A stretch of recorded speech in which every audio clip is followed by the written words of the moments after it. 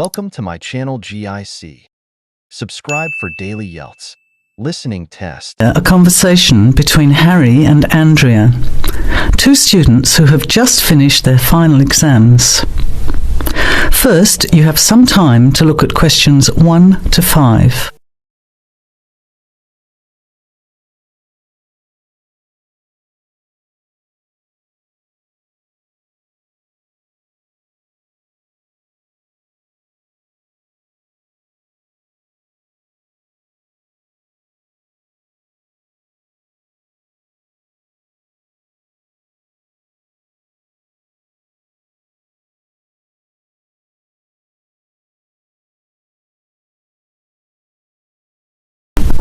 Listen carefully to the conversation and answer questions 1 to 5. Hi Andrea, how are you feeling now that exams are over? It's fantastic to have finished, isn't it? And to sleep in every morning. What about you? Well, I've been catching up on sleep too, but I've got a lot to do before I leave for England. Perhaps you could give me some advice. I've got a lot of things I can't possibly take back with me, but I don't know what to do with them. Well, it depends on what sort of things they are and whether you're thinking of giving them away or selling them. Well, almost everything. Furniture, the fridge and other kitchen stuff that I bought from the previous tenant. But the new people have already got what they need, so they're not interested in buying stuff from me. I can't afford to give it away, but I'm not sure how to sell it all. Oh, and there are some clothes and books as well. Why can't you take them? The books are really heavy. It's so expensive if you exceed the airline baggage allowance. And the clothes just won't all fit in my suitcase. It's amazing how much stuff I've accumulated since I've been here. Anyway, I don't think I'll need as many summer clothes in England as I have here in Australia. I see. Well, there are several alternatives. First of all, you could put up notices around the university about the books. You know, on the notice boards in the Student Union building and in the economics department. Anywhere second and third year students will see them. People are always keen to buy cheap textbooks. Okay, what should I say on the notices? Just put the titles, authors, and price you want, your name of course, and maybe put your phone number on those little tear-off tags. That's a good idea. And what about the furniture? You could try doing the same thing, but usually students are away all summer, so they don't want to buy furniture now. Another place to try might be a second-hand shop. Someone from the shop will usually come around and give you a free quote, and then you can decide. But you don't usually get much money for that sort of stuff. Before you hear the rest of the conversation, you have some time to look at questions 6 to 10.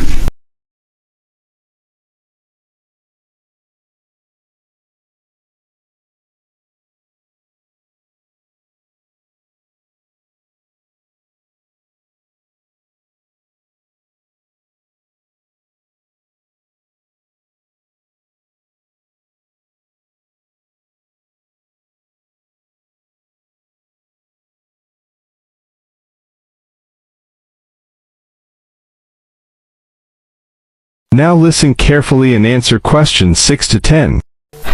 Another alternative is to put an advertisement in the Trading Post. Do you know that paper? It comes out every week advertising things people want to sell. You have to pay to put the advert in and then hope people phone. Give them as much information as possible, and if they're interested, invite them to come and have a look. The hard part is agreeing on a price. No, I haven't seen the Trading Post, but I should have a look at it. And I could advertise the fridge, the microwave, and the furniture. But the kitchen stuff isn't really that good. You know, old cutlery, a few pots and pans, and some plates and things. What shall I do with them? Well, another option is to donate the kitchen things to a charity shop. You know, like the Salvation Army or St. Vincent de Paul. Why don't you get a second-hand shop to give you a quote first? Yes, I could do that. Find out how much they'll give me and then decide whether to sell them or give them away. But I've still got the clothes. A charity shop will take them too, as long as they're in good condition. And even though you don't get any money, at least you know that someone who really deserves some help has benefited. That's a good point. I'll advertise the expensive stuff, the furniture, and donate the clothes and kitchen stuff. Let's go and buy a trading post and you can help me write the advert. Well, actually, I'm interested in buying the fridge and the microwave, depending on the price, of course. Okay, let's see how good you are at bargaining. That is the end of part 1. You now have half a minute to check your answers.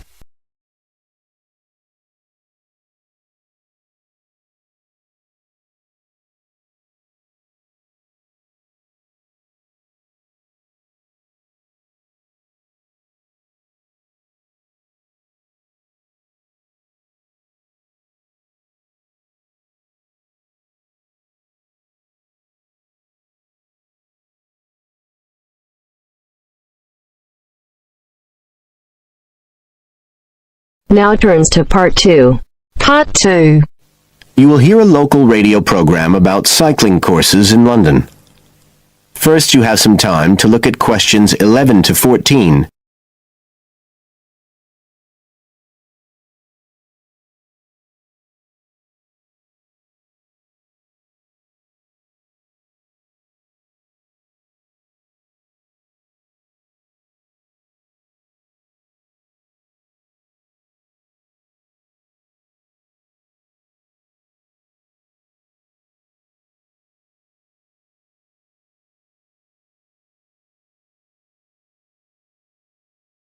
Now listen carefully and answer questions 11 to 14. There's been a great deal of interest lately in encouraging people to use bicycles instead of cars as a means of transport. But not everyone is confident about riding a bike at the best of times, let alone in the middle of a city like London. Jack Hayes is a professional trainer who works for a London-based company, City Cyclist, which provides cycle training for the public. What exactly does City Cyclist do, Jack? Well, our basic purpose is to promote cycling as a sustainable form of transport. We believe the best way to promote cycling is to teach people to use their bikes safely and with confidence. In European countries, people all learned from their parents, and they also learned in school. And when I tell them I teach people to ride bikes, they laugh. They think it's crazy. But here in London, it's completely different. You're approaching the point where a whole generation of people have grown up not being allowed by their parents to cycle because it was considered to be getting too dangerous. And so, in turn, they can't teach their children. We believe in realistic training.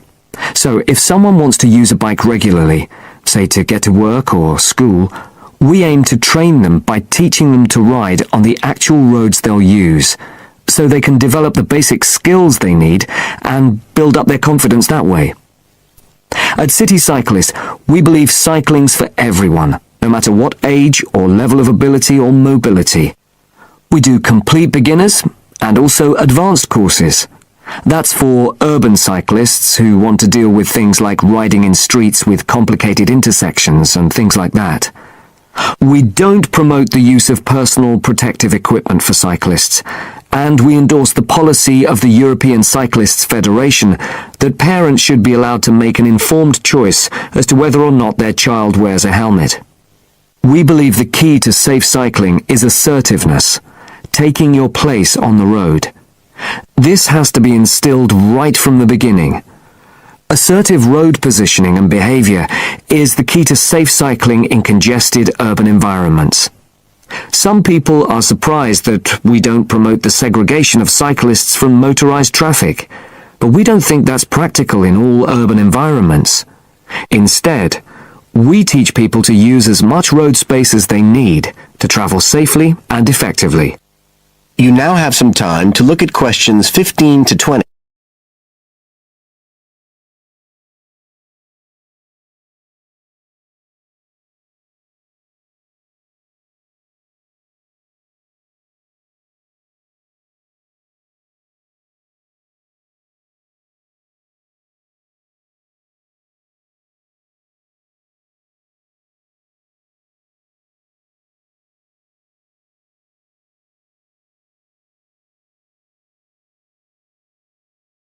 Now listen and answer questions 15 to 20. Now, as well as courses for individuals, City Cyclist provides a number of services for organisations.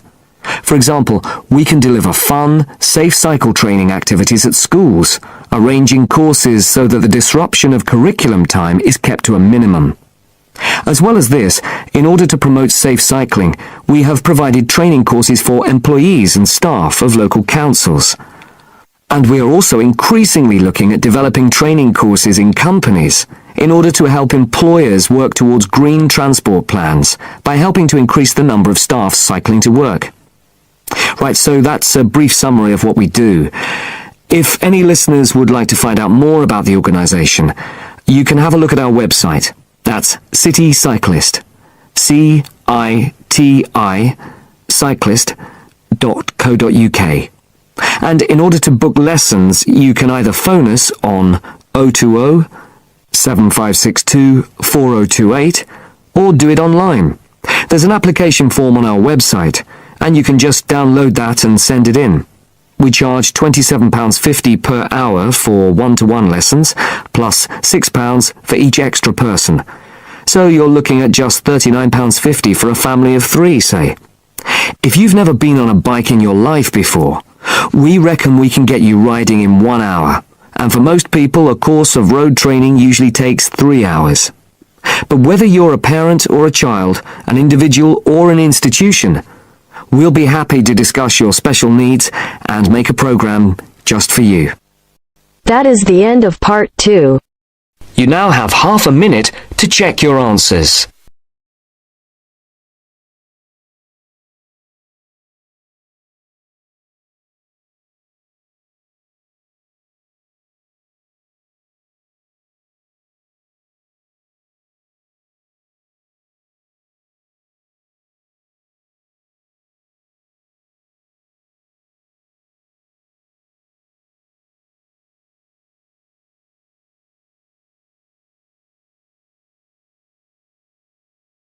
Now turns to part 3.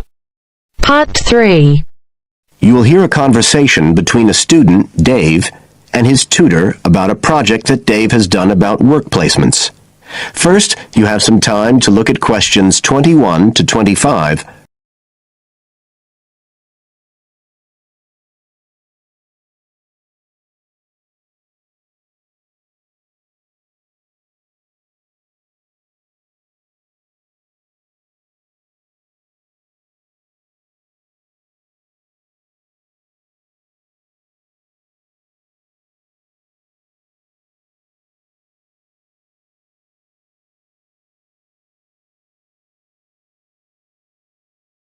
Now listen carefully and answer questions 21 to 25. Good afternoon, Dave. Come on in and take a seat. Hi, Dr. Green. Thanks. Oh, hang on a minute. I'll just find the first draft of your project paper, and we can have a look at it together. Now, yours is the one on work placement, isn't it? Yeah, that's right. So what made you choose that for your project?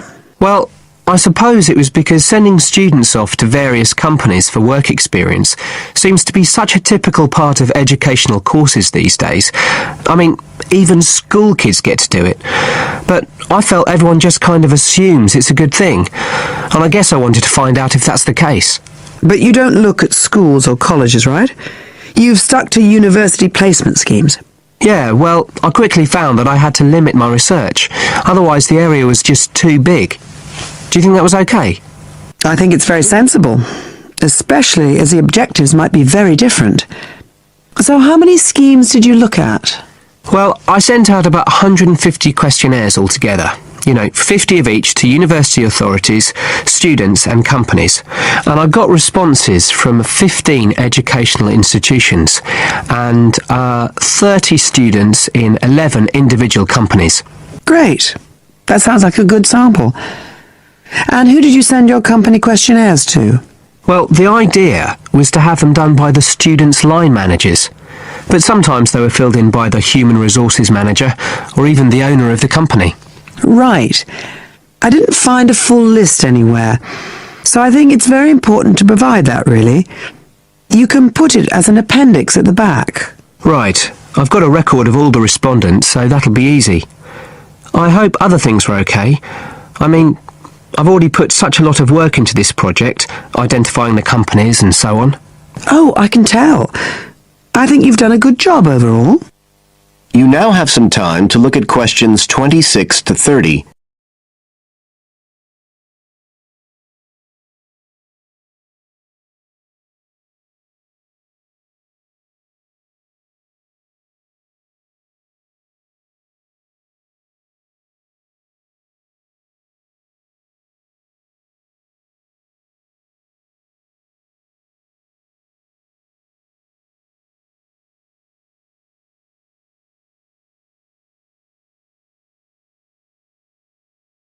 Now listen and answer questions 26 to 30.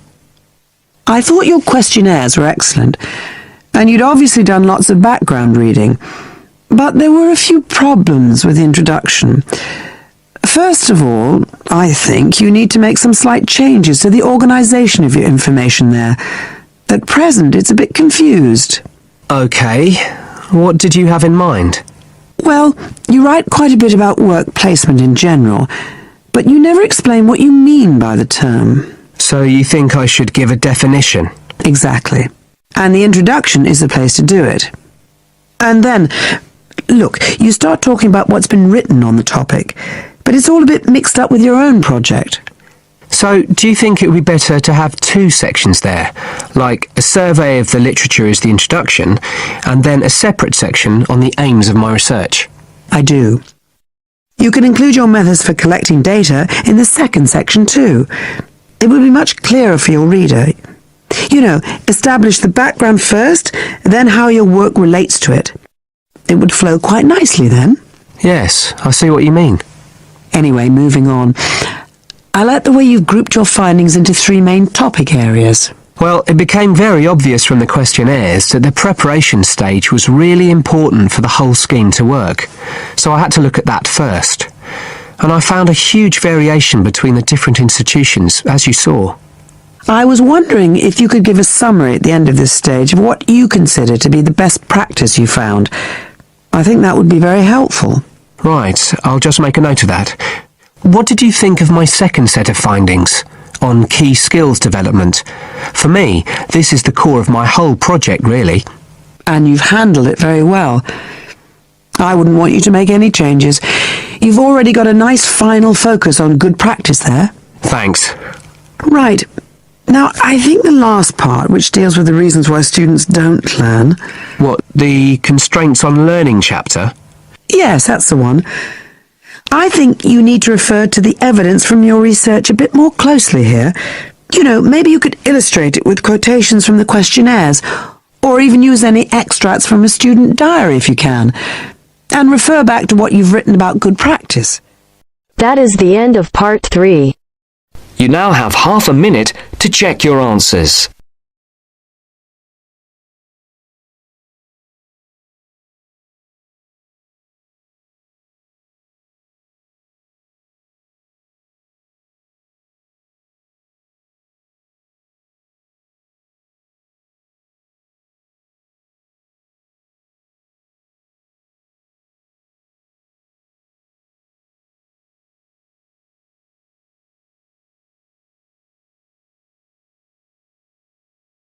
Now turns to part 4. Part 4. You are going to hear a conversation between two students about studying abroad. First, you have some time to look at questions 31 to 40.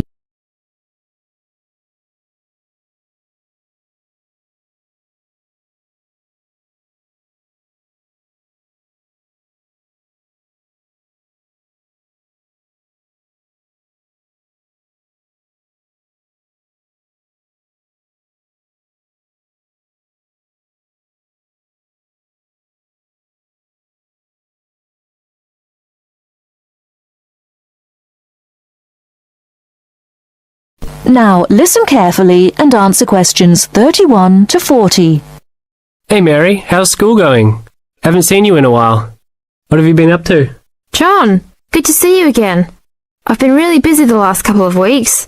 I'm applying to study abroad next year. Really? So am I. I think it will be a great experience to be able to study in another country. What country do you want to go to? At first I wanted to study in Africa, but my parents really don't want me to go there because they think it will be dangerous. So now I'm thinking about going to Spain, Italy or Japan. Actually, I think Africa would be a fascinating place. I would want to go there to visit. Maybe not to study, but definitely I would want to go visit. For next year, I want to go to either China or Germany to study, but my parents can't afford any European countries, so maybe... Why China or Germany? Well, I want to go to China because I think it's a really interesting country with a long history. Plus, it has been changing so much, and I think it is a great time to be there. I really want to improve my Chinese also, and I've been taking Mandarin courses the last 2 semesters. I would want to go to Germany because my mother is German, and I want to learn more about my cultural background. How about you? Why the countries you chose? Well, I want to go to a Spanish-speaking country. I took Spanish in high school, so I figure if I go to a Spanish-speaking country, I'll be better off knowing some of the language already. But I have already been to Mexico many times, and South American countries don't have classes for my major, except for Brazil, but they mostly speak Portuguese there. I would want to go to Italy because I want to do a study about ancient Roman civilization. It has always been a dream of mine to go and see Pompeii and the volcanic ruins. Plus, my family has Italian roots and I love Italian food.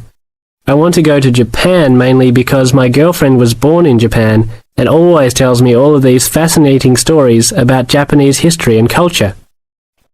I am a big fan of sumo wrestling also, so I've always wanted to see a sumo match in person. I really love sushi and almost all Japanese food. Recently, I have started to watch some Japanese baseball too. But of course, these are all secondary reasons. My main reason is of course my girlfriend and understanding her culture. I don't speak any Japanese though, so that is my major drawback. I think it is much better to go to a country if you can speak the language. That's great. When do you have to decide by? I have to finish all my applications this week. I'm really stressed trying to finish everything, on top of all my schoolwork.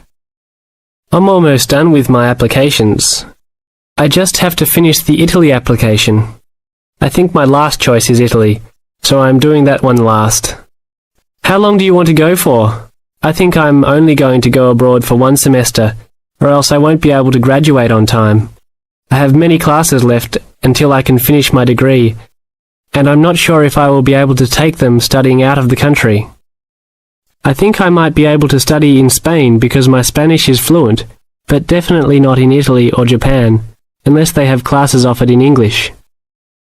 I want to go for a year. I've heard that it's better to go for a year because you get a full experience and get a better grasp on the language. But I understand that most people can't finish their degree in time. It was hard trying to decide which country I would rather go to, but I think my first choice is to go to China. I know Germany will be great also. Either way, I will be thrilled to have the opportunity to study there. What's your first choice? I really don't have one. Actually, I think I'm like you. Just being able to study in another country will be great. Either Japan or Spain will be awesome. Italy will be awesome too. But I've been there a bunch of times, so I think I prefer to go somewhere else. Sounds exciting. We'll have to go to class now. It was great talking to you again. See you around next time? Yeah, sure. See you around. Hope that everything goes well. That is the end of part 4. You now have half a minute to check your answers.